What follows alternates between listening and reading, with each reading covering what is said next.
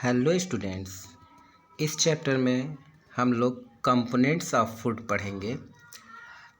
Components of food ये class 6 का chapter 2 है। तो चलिए देखते हैं कंपोनेंट्स ऑफ फूड, यानी कि फूड के अंदर कौन कौन से कंपोनेंट्स होते हैं। कंपोनेंट्स क्या हैं? जिनसे वो चीज़ें मिलकर के बनी हुई, यानी कोई चीज़ किन किन चीज़ों से मिलकर के बना हुआ है, उन्हीं चीज़ों को कंपोनेंट्स कहते हैं। क्लियर है? चलिए अब सबसे पहले देखते हैं कि फूड है क्या। Food is A nutritive substance taken by an organism for growth, work, repair and maintaining life processes. Food क्या है? वह न्यूट्रिशनल सब्सटेंस है, ठीक है ना, जिसको किसी ऑर्गेनिज्म के द्वारा लिया जाता है जिससे कि उसका ग्रोथ हो सके, वो वर्क कर सके, और उसके शरीर में अगर कहीं कोई टिश्यू या सेल डैमेज हो गया है तो उसको रिपेयर कर सके, और लाइफ में जो डिफरेंट टाइप के लाइफ प्रोसेसेस होते हैं उनको मेंटेन कर सके, ठीक है ना। तो फूड क्या है? एक न्यूट्रिटिव सब्सटेंस है। अब फूड एक काइंड ऑफ फ्यूल भी है, ठीक है ना। ईंधन, जिस तरह से हम लोग गाड़ी चलाते हैं तो उसमें पेट्रोल डालते हैं कि नहीं, उसी तरीके से लिविंग थिंग्स को चलने के लिए जो फ्यूल चाहिए वो क्या है? फूड है। Just as petrol fuel for our car, in the same way food is a fuel for our body. जिस तरीके से कार चलाने के लिए पेट्रोल की ज़रूरत होती है ईंधन के तौर पे, उसी तरीके से हमारे शरीर को भी काम करने के लिए या चलाने के लिए फूड की ज़रूरत होती है, ठीक है। अब सभी लिविंग ऑर्गेनिजम्स जैसे कि प्लांट्स और एनिमल्स हो गए, सबको फूड की ज़रूरत होती है, और ये फूड जो है सभी लिविंग ऑर्गेनिज्म के लिए बहुत ही ज़रूरी है। Most of our food is made of this thing, we get food from plants and animals. अच्छा, हमारा जो फूड का सोर्स है वो बेसिकली दो ही है, या तो फूड का सोर्स प्लांट हो सकता है या फिर एनिमल्स हो सकते हैं। इनके अलावा और कहीं से हम लोग को फूड यूजुअली मिलता नहीं है, ठीक है। तो हम जो है अपना फूड कहाँ से पाते हैं? प्लांट से और एनिमल्स से, यही सोर्स हो सकते हैं। यहाँ पर देख रहे हैं आप लोग, यहाँ पर डिफरेंट काइंड ऑफ फ्रूट्स दिखाई दे रहे हैं आपको, वेजिटेबल्स दिखाई दे रहे हैं, और कुछ एनिमल प्रोडक्ट्स भी दिख रहे हैं, जैसे मछली है, मीट है, अंडा है, ये सब चीज़। ओके, अब देखो फूड हमें किन किन चीज़ों में हेल्प करता है। तो फूड हमें हेल्प करता है ग्रो करने में। क्या करने में? ग्रो करने में हेल्प करता है कि नहीं? फूड हमें हेल्प करता है ग्रो करने में, ठीक है। उसके बाद से फूड हमें क्या देता है? एनर्जी भी प्रोवाइड करता है, और हमें हेल्दी भी रखता है कि नहीं? फूड हमें हेल्दी भी रखता है। तो useful substance in food that you all these three are called nutrients. यानी कि जो हमारे फूड के अंदर यूजफुल सब्सटेंसेस हैं, फूड तो सब्सटेंस है ही है जिससे हमें एनर्जी मिलती है, ग्रोथ के लिए जो है कि मटेरियल मिलता है, और हमारे बॉडी को हेल्दी रखने के लिए और मेंटेन करने के लिए जो भी चीज़ें चाहिए वो फूड से ही मिलता है। लेकिन फूड के अंदर भी और भी कुछ यूजफुल सब्सटेंसेस हैं, ठीक है ना, जो कि हमें फूड से ही मिल रहे हैं, और जिनके अंदर क्या क्या चीज़ें हैं, वो ग्रोथ के लिए हेल्प करें, एनर्जी प्रोवाइड करें और हेल्दी रखें, उन्हीं को न्यूट्रिएंट्स बोलते हैं। क्या बोलते हैं? न्यूट्रिएंट्स बोलते हैं। अब बात आती है न्यूट्रिएंट्स की, ठीक है। तो ये सारे न्यूट्रिएंट्स को दिखा रहे हैं यहाँ पे। अब बात करेंगे, there are different types of nutrients present in our food. हमारे फूड के अंदर अलग अलग न्यूट्रिएंट्स होते हैं, और ये जो न्यूट्रिएंट्स होते हैं उन्हीं को कंपोनेंट्स ऑफ फूड कहा जाता है। तो अगर पूछा जाए व्हाट आर न्यूट्रिएंट्स, तो आप डिफाइन कर सकते हो कि the components of food are called nutrients, ठीक है। यहाँ पर 6 टाइप्स ऑफ कंपोनेंट्स कह रहा है, usually 7 types of components of food माना जाता है, जिसमें वाइटामिन्स को अलग और मिनरल्स को अलग रखा जाता है, ठीक है ना। लेकिन यहाँ देखिए, यहाँ पर वाइटामिन्स और मिनरल्स को यहाँ एक साथ लिख दिया गया है, इसलिए यहाँ 6 लिखा गया है। इतनी बातें क्लियर हो गई। दैट मीन्स कि जो हम लोग 7 टाइप्स ऑफ कंपोनेंट्स अभी तक पढ़ रहे थे कि carbohydrates, proteins, fats, vitamins, minerals, waters and roughage, basically तो हम लोग 5 ही जान रहे थे, और 5 को मतलब कि मोस्ट इम्पॉर्टेंट जो कंपोनेंट्स ऑफ फूड हैं वो 5 ही हैं, carbohydrates, proteins, fats, vitamins and minerals. और ये वाटर और रफेज जो है, इनसे कोई न्यूट्रिशन नहीं मिलता हम लोगों को, लेकिन इनसे मिलता क्या है हम लोगों को? इन वाटर और रफेज से ये क्या करते हैं, हमारे फूड के ट्रांसपोर्टेशन को, कहाँ पर, एलिमेंट्री कनाल, जो हमारा एलिमेंट्री कनाल है उसमें फूड के ट्रांसपोर्टेशन को ईजी बनाते हैं। मैंने आप लोगों को बताया था कि जब हम लोग किसी चीज़ को क्या करते हैं, खाते हैं, तो ये बक्कल कैविटी से होते हुए जाता है ना, एसोफेगस फूड पाइप जो है, ठीक है। और ये फूड पाइप आकर के कहाँ एंड होता है, हमारे स्टमक के पास, और स्टमक के बाद स्मॉल इंटेस्टाइन, और फिर लार्ज इंटेस्टाइन, फिर रेक्टम, फिर एनस। तो इस बक्कल कैविटी से लेकर के, इस बक्कल कैविटी से लेकर के इस एनस तक के पूरे इस पार्ट को, जो कनाल है, इसको बोलते हैं एलिमेंट्री कनाल, ठीक है ना। तो इसमें ये वाटर और रफेज क्या करते हैं, फूड के मूवमेंट को ईजी बनाते हैं, ठीक है। तो इसलिए ये भी बहुत ही इम्पॉर्टेंट है, लेकिन इनका कोई न्यूट्रिशनल वैल्यू नहीं है, ठीक है ना। लेकिन ये जो कार्बोहाइड्रेट्स, प्रोटीन, फैट्स, वाइटामिन्स और मिनरल्स हैं, इनका न्यूट्रिशनल वैल्यू है, ठीक है। तो चलिए अब इनके बारे में थोड़ा पढ़ते हैं। अब बात करेंगे हम लोग कार्बोहाइड्रेट्स की। कार्बोहाइड्रेट्स जो है ये मेन टाइप ऑफ न्यूट्रिएंट्स हैं, क्योंकि इनसे बहुत ज़्यादा हम लोग को एनर्जी मिलती है। यही सबसे इम्पॉर्टेंट सोर्स है एनर्जी के, जो कि हमारे बॉडी को इनसे मिलता है एनर्जी। और आपका जो डाइजेस्टिव सिस्टम है वो कार्बोहाइड्रेट्स को ग्लूकोज में कन्वर्ट कर देता है। याद रखने वाली चीज़ है कि आपका जो डाइजेस्टिव सिस्टम है ना, ये डाइजेस्टिव सिस्टम जो है ये क्या करता है, कार्बोहाइड्रेट्स को कन्वर्ट कर देता है, किसमें, ग्लूकोज में। और your body uses this sugar for energy for your cells, tissues and organs. और हमारी बॉडी जो है वो इस ग्लूकोज यानी ब्लड शुगर को यूज करती है किस, कहाँ पे, हमारे सेल्स के अंदर, टिश्यूज के अंदर और डिफरेंट ऑर्गन्स के अंदर। और ये it stores any extra sugar in your liver and muscles for when it is needed. और ऐसा भी होता है कि जो एक्स्ट्रा शुगर जो कि बच जाता है, जो एनर्जी बच जाती है हमारे बॉडी के अंदर इन द फॉर्म ऑफ शुगर, वो हमारा लीवर और मसल्स क्या करते हैं, स्टोर कर लेते हैं। और जब कभी हमें एनर्जी की ज़रूरत पड़ती है तो फिर वहाँ से हमें ये एनर्जी मिल जाती है वापस में, ठीक है। इतनी बातें समझ में आ गई कि कार्बोहाइड्रेट क्या है, ये मेन टाइप ऑफ न्यूट्रिएंट्स है, ठीक है ना, क्योंकि ये बहुत ही इम्पॉर्टेंट है, सोर्स ऑफ एनर्जी है, ठीक है ना। और इसी को, कार्बोहाइड्रेट को हम लोग एनर्जी गिविंग फूड भी कहते हैं, याद रखिएगा। अब बात करेंगे कार्बोहाइड्रेट्स कहाँ कहाँ से मिलेगा। तो ये सारी चीज़ें जो आप लोगों को पिक्चर में दिख रही हैं, इसको ध्यान से थोड़ा सा देख लीजिए। इन सारे चीज़ों में आपको कार्बोहाइड्रेट्स मिलेगा, क्लियर है। अच्छा, mainly provide energy to our body. Carbohydrate करता क्या है, ये हमारे बॉडी को एनर्जी प्रोवाइड करता है, ठीक है ना। Carbohydrate mainly they provide instant energy to our body. Glucose is present in the form of starch and sugar. देखो, कार्बोहाइड्रेट जो है वो हमारे बॉडी को तुरंत एनर्जी प्रोवाइड करता है, ठीक है ना। इंस्टेंट मीन्स तत्काल, ठीक है ना। और ग्लूकोज जो है स्टार्च और शुगर के फॉर्म में प्रेजेंट रहता है, ठीक है ना। और देखिए, जैसे एक ऐड आता है टीवी पे ग्लूकॉन-डी का, जिसमें पापा ऑफिस से थक के आते हैं और उनका बेटा कहता है कि चलो पापा स्विमिंग करते हैं, पर वो एकदम थके हारे रहते हैं, वो कहते हैं अभी नहीं।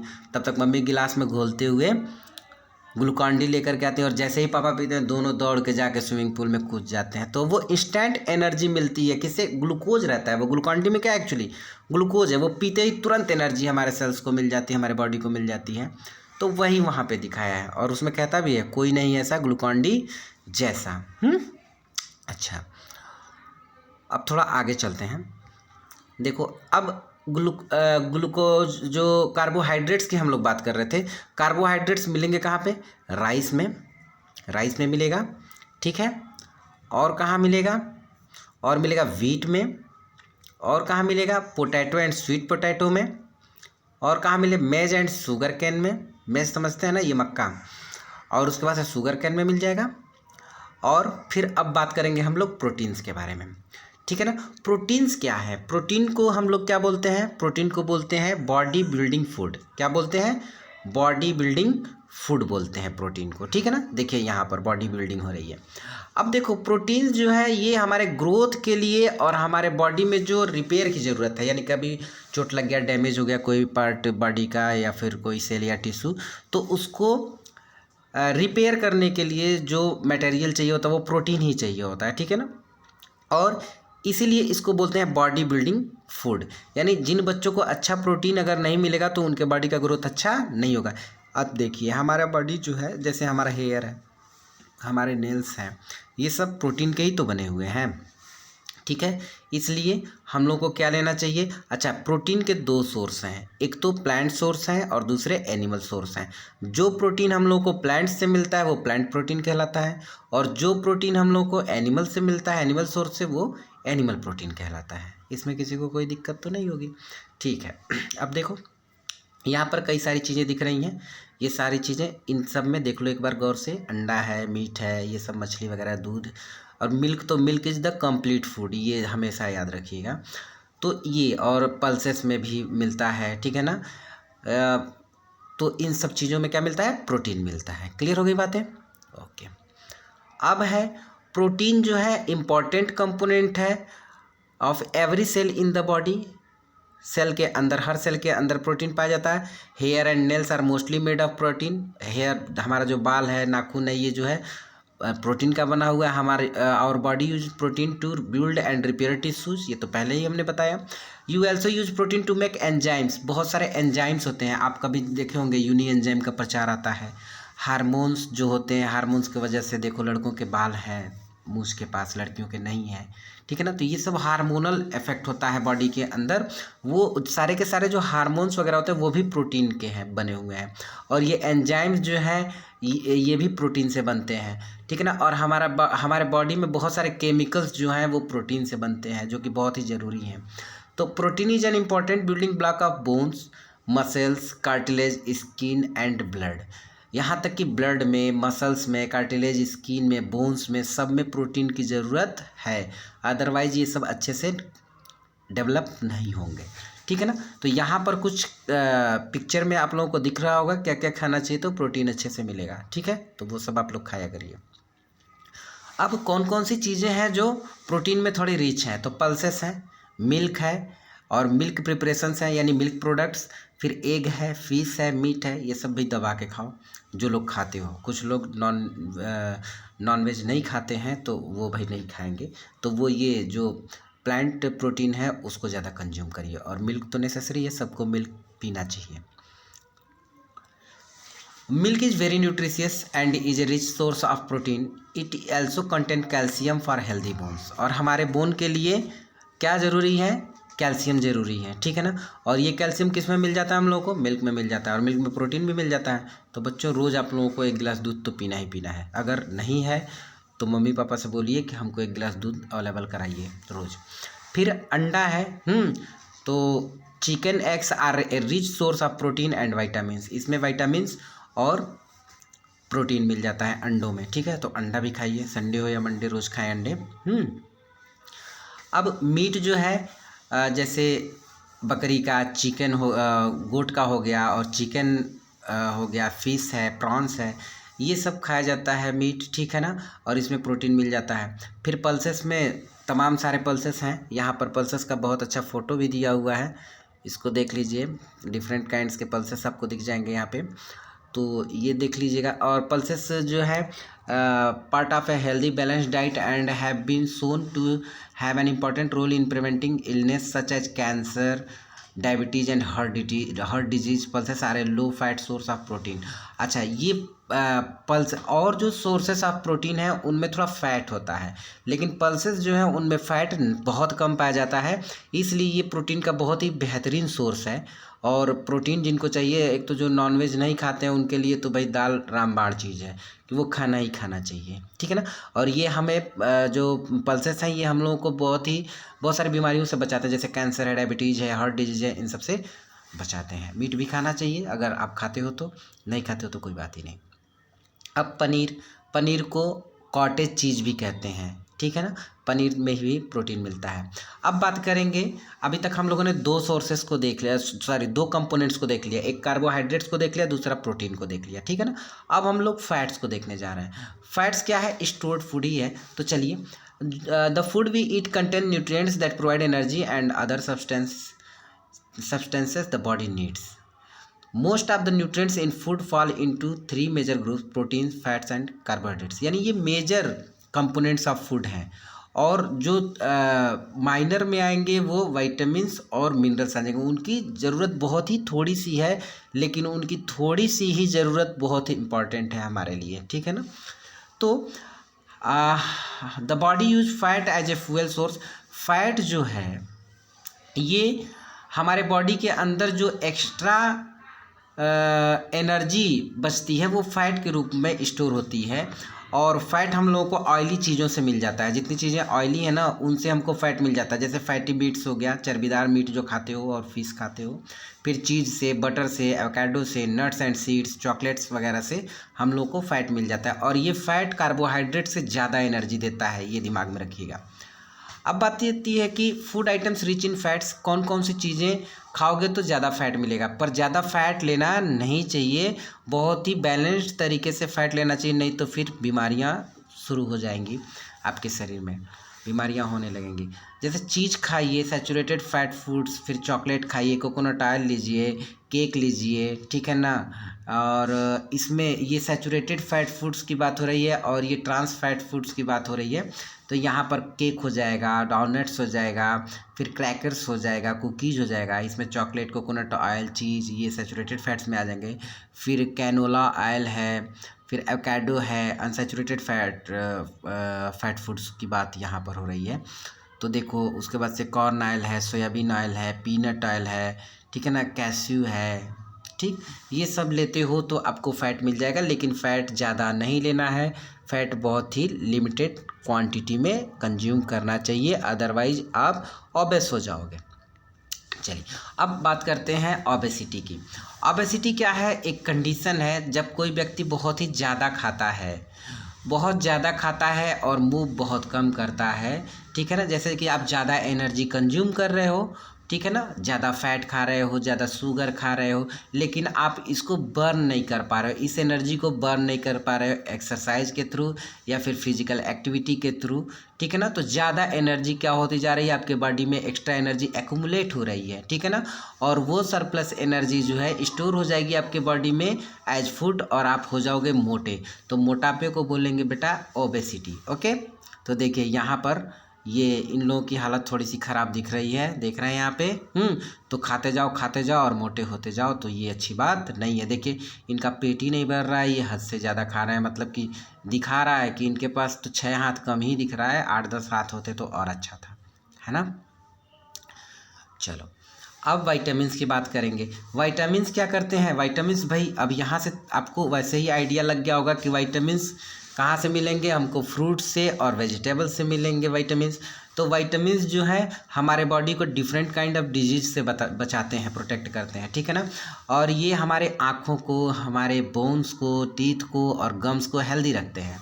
और कुछ विटामिन जो होते हैं वो वाटर में सॉल्युबल होते हैं, और कुछ जो होते हैं वाटर में सॉल्युबल नहीं होते हैं, और सॉल्युबल ओनली इन फैट्स और ऑयल्स। कुछ विटामिन ऐसे होते हैं जो फैट में सॉल्युबल होते हैं, कुछ वाटर में सॉल्युबल होते हैं, ठीक है ना। तो उनके सॉल्युबिलिटी के आधार पर, ठीक है ना, सारे के सारे विटामिन को डिवाइड किया जा सकता है 2 क्लासेस में, यानी 2 टाइप्स के विटामिन हो सकते हैं सॉल्युबिलिटी के आधार पे, एक वाटर सॉल्युबल विटामिन और दूसरे फैट सॉल्युबल विटामिन, ठीक है। तो देखो वाटर सॉल्युबल विटामिन्स और फैट सॉल्युबल विटामिन्स के बारे में थोड़ा देखते हैं। पहले देखते हैं हम लोग वाटर सॉल्युबल विटामिन्स कौन कौन से हैं। Vitamin B complex and vitamin C. और फैट सॉल्युबल विटामिन्स की बात अगर करें तो vitamin A, vitamin D, vitamin K, vitamin E, ये सब कहलाते हैं vitamin E called pernicious anaemia. The various source of this vitamins are meat, liver, milk and egg etcetera. यहाँ देखो विटामिन्स जो वाटर सॉल्युबल हैं कौन कौन से, विटामिन बी ग्रुप और विटामिन सी। और फैट सॉल्युबल कौन कौन है, vitamin A, vitamin D, vitamin E, vitamin के। क्लियर हो गई बातें। चलिए अब विटामिन ए जो है ये फैट सॉल्युबल विटामिन है, यानी फैट में ये घुल जाता है विटामिन ए। तो ये गुड है हमारे हेल्दी विजन के लिए, स्किन के लिए, बोन्स के लिए और other tissues in the body. यानी विटामिन ए जो है ये एंटीऑक्सीडेंट और के तरीके से काम करता है। एंटीऑक्सीडेंट क्या है, जो हमारे त्वचा को क्या करता है, थोड़ा जवान रखता है, ठीक है ना। और ये सेल डैमेज से फाइट करता है, यानी सेल को डैमेज होने से बचाता है, ठीक है ना। और इसके बहुत सारे यूजेज हैं। और विटामिन ए की कमी से ही एक बीमारी होती है नाइट ब्लाइंडनेस, जिसको रतौंधी कहते हैं। तो सोर्सेज क्या है विटामिन ए के? भाई ये तो बहुत अच्छी चीज़ है, इसको लेना चाहिए। तो क्या क्या चाहिए? Carrots, papaya, squash, apricots, broccoli, peach, fish, mangoes, melon, avocado, pepper, sweet potato, ठीक है, और एग्स एंड चीज़, ये सब चीज़ लेना चाहिए। और मीट लेना चाहिए, फिश लेना चाहिए, इससे आपको विटामिन ए मिल जाएगा। और ये सब नहीं ले पा रहे हो तो विटामिन ए डी की गोली आती है, जिनको रतौंधी हो गई हो वो खा सकते हैं, तो उससे बहुत आराम मिलता है, ठीक है। विटामिन बी जो है ये बड़ा वाइटल रोल प्ले करता है गुड हेल्थ को मेंटेन करने के लिए, ठीक है ना, और अच्छा रखने के लिए बॉडी को। और ये बिल्डिंग ब्लॉक है हेल्दी बॉडी के लिए। विटामिन बी जो है इसके बहुत सारे डायरेक्ट इम्पैक्ट हैं, प्रभाव हैं आपके एनर्जी लेवल पे, ब्रेन फंक्शन पे और सेल मेटाबॉलिज्म पे, ठीक है ना। विटामिन बी कॉम्प्लेक्स जो है ये इन्फेक्शन से हमें बचाता है, ठीक है ना, और हमारे सेल हेल्थ को क्या करता है? सपोर्ट करता है या प्रमोट करता है। तो यहाँ पर बहुत सारे फिगर में दिख रहे हैं चीज़ें, इनको आपको लेना चाहिए जिससे कि आपको विटामिन बी मिले, विटामिन बी मिले, ठीक है ना। विटामिन सी जो है ये बहुत ही यूजफुल है। ये भी विटामिन सी जो है हमारे बॉडी को needed by the body to form collagen बनाने के लिए विटामिन सी की ज़रूरत होती है। और according to the NIH the body also use vitamin C to make skin को बनाने के लिए विटामिन सी की ज़रूरत है। टेंडन्स को, लिगामेंट्स को और ब्लड वेसल्स को बनाने के लिए विटामिन सी की ज़रूरत होती है। और ये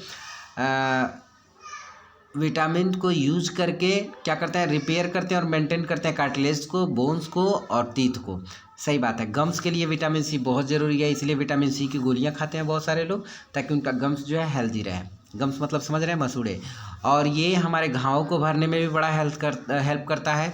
और टिश्यू जो फटे रहते हैं उनको भी बहुत ही अच्छा कर देता है विटामिन सी। और कहाँ मिलेगा? यूजुअली खट्टे फलों में विटामिन सी मिलता है। चलो अब बात करेंगे विटामिन डी की। विटामिन डी क्या है? Fat soluble secosteroid responsible for increasing intestinal absorption of calcium, magnesium and phosphate and multiple other biological effect. देखो विटामिन डी जो है ये क्या करता है कि ये जब हमारे बॉडी में रहेगा तो इसके वजह से इंटेस्टाइन के अंदर कैल्शियम, इंटेस्टाइन मतलब आंत, हमारी आंतों में क्या करता है? ये कैल्शियम, मैग्नीशियम, फास्फेट को क्या करता है? एब्जॉर्प्शन में हेल्प करता है। तब जा कर के ये सारी चीज़ें जब हमारे शरीर में जाएंगी तभी तो हम स्ट्रांग होंगे। तो इसमें बहुत बड़ा रोल प्ले करता है विटामिन डी, ठीक है ना। और vitamin D, the body makes vitamin D when it is expose to ultraviolet rays from the sun. और धूप लेने से भी हमको विटामिन डी मिल जाता है। और फूड सोर्स की बात करें तो चीज़ खाइए, मार्गरीन खाइए, बटर खाइए, फोर्टिफाइड मिल्क लीजिए, हेल्दी सेरल्स लीजिए, फैटी फिश खाइए, तो आपको विटामिन डी मिल जाएगा। अब विटामिन ई जो है ये स्किन केयर प्रोडक्ट्स है। बहुत सारे लोग एवियन करके एक आता है विटामिन ई का कैप्सूल, वो लेते हैं, उसको स्किन पर लगाते भी और खाते भी हैं। इससे जो है आदमी युवा रहता है, ठीक है ना। और एंटी एजिंग, देखिए यहाँ पर लिखा भी है एंटी एजिंग बेनिफिट्स हैं इसके, ठीक है ना। तो इसलिए विटामिन ई तो बहुत ज़रूरी है, हम जवान बने रहेंगे। विटामिन ई सप्लीमेंट्स में प्रिवेंट कॉर्नरी हार्ट डिजीज़ में भी ये बहुत ही हेल्पफुल है। और हमारे इम्यून फंक्शन को, यानी कि आजकल कोरोना का जो मौसम चल रहा है तो ये कोरोना से फाइट करने के लिए भी विटामिन ई बहुत ज़रूरी है, इसलिए इसको लेना ही चाहिए।